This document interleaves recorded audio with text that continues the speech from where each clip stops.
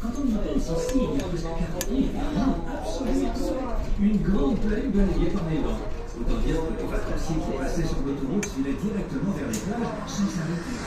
Vacances en Vienne, vacances sereines. Vacances ailleurs, vacances meilleures.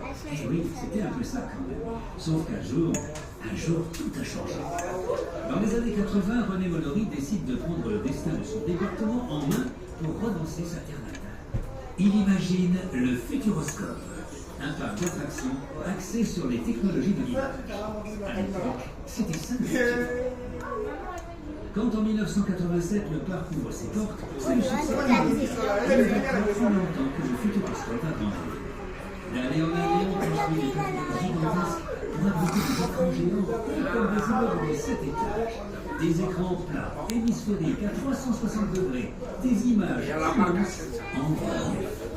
Et puis, badaboum, les années 2000 sonnent et le Futuroscope s'ouvre.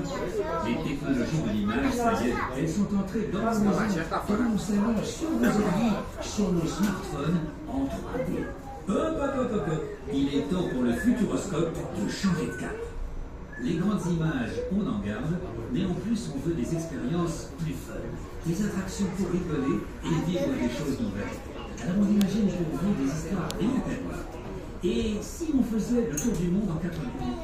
Et si on plongeait à l'intérieur d'une tornade? Et si on allait dans l'espace? Et si on dansait avec un robot? Et si? Une fois qu'on a trouvé des histoires, on parcourt le monde à la recherche d'innovations technologiques, les plus à même de vous faire vivre des expériences spectaculaires.